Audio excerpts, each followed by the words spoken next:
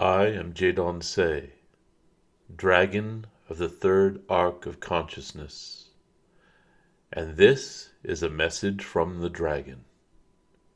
Today's message: the world is coming alive. Yes, dear ones, the world is coming alive. Eons ago, when the patriarchies were rising, religions were crowding out the spirits of the wood and the forest and the mountains. We dragons became rather quiet. In many ways we took our leave to let the world explore avenues of darkness, loneliness, disconnectedness. Those who wished to connect with the divine were pushed into channels where they were in many ways forced to speak to God through human priests and priestesses, but mostly in the patriarchy they were men who claimed to be the authorities, the representatives of God, of the divine. Priests in their churches, in their cathedrals. Any mention of spirits of the wood or forest was considered heresy. Any connections, deep connections with nature, streams, lakes, the oceans, the skies. These were frowned upon, dear ones. And so, slowly, much of the human experience became shut down to these energies, these guides, these loving spirits, elementals, you might call them in many ways, angelic voices. Dear ones, your awareness of the divinity all around you was narrowed. The world became dark. The world became full of fear, full of violence, greed, a sense of lack. They were dark times. But now a golden age is upon us. The world is waking up, you might say. Those long dormant voices of the woods, of the fields, of the skies, of the forest, of the oceans, are coming back to life. They were never gone, dear ones. It was simply your awareness of them that was shut down. As the light begins to shine once again, the golden light of divinity, of abundance, the golden age. As this light filters in, you are becoming aware once again of the voices of the dragons, the voices of fairies, of mer-people, the fae. Yes, you are becoming aware once again that there is magic everywhere, and magical creatures and spirits included in that. You are beginning to see shapes in the clouds that seem to have consciousness, a presence, an awareness of you. You are beginning to feel, as you walk in the forest, the spirits around you, benevolent, loving, beautiful guides and spirits, elementals. You may even begin to see them, at first simply in your daydreams, in your imagination. As we will see, imagination is not something to be dismissed or written off lightly as a daydream. Indeed, the imagination that you all carry is the opening of your awareness. Traditions call this the third eye. It is simply your inner awareness, your knowingness, the vision of your intuition itself. Imagination is how you see in this way. Do not write off daydreams of yours. Do not ignore fleeting glimpses within yourself of things that may come to pass, things that may be present around you. Things, looking back into your past that you may have missed the first time. Welcome these visions, dear ones, for they are your own inner knowingness coming back, getting back into shape, you might say, from a bodybuilder's standpoint. There is a new light upon the world, a light that allows for this vision more clearly, a light that allows for you to see everywhere you go, there are beingnesses around you. This is not heresy, dear ones. This is not some sort of darkness. To understand that the tree that is underneath your hands, the tree that is in your waking vision, is aware of you. And yes, dear ones, even rocks, bodies of water, the very skies, the stars in the sky, feel your presence. They are aware of your attention. And as your attention becomes more sensitive in these ways, you may become aware of them, their essence, their spirit. At first it may seem like an archetype, the etheric presence of something. I am holding a pair of scissors. There is an archetype for all scissors everywhere. A soul, if you will. The spirit of the scissors.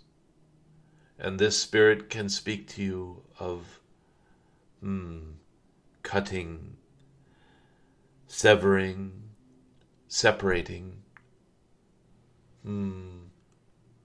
maybe cloth. I'm going to make this skirt a little higher so it doesn't drag on the ground. Therefore, I'm using the spirit of the scissors. I'm using this tool, this very beautiful shape, this beingness, to cut away the unwanted fabric so that I may hem the skirt higher. The scissors may speak to you of cutting energetic ties to fear and anxiety. The spirit may even introduce you to Archangel Michael with his sword of light, cousin of the scissors, the sword of light. This is just an example, dear ones, the scissors. It is not just an object. It is not just a metal tool in your hands. There is an essence to cutting. There is an essence to using your intention to separate that which is positive from that which you wish to release. Dear ones, you may see this in any aspect of reality. You may be walking along a trail and see a particular stone, And you may tune into this stone, and the stone may have a message for you. As your awareness comes back into its prime, you may understand that the world around you is full of spirit.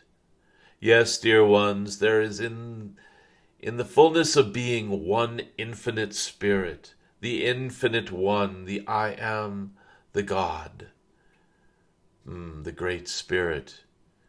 You may have an awareness of the fullness of spirit. Yes, the infinite one.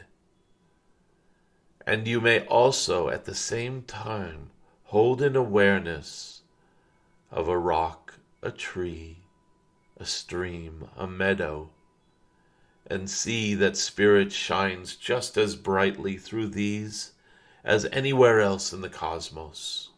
And you may use that rock, that tree, that beautiful waterfall to connect to spirit. For seeing this way, everything you may behold, every experience you may undertake is full of spirit. There is a fullness of being surrounding you at all times.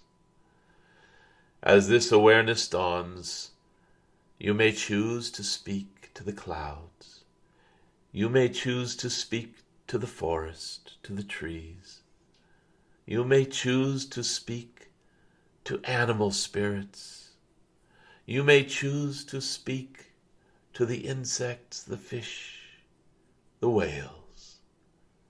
And dear ones, as you do this, as you open yourself to this, they will speak to you.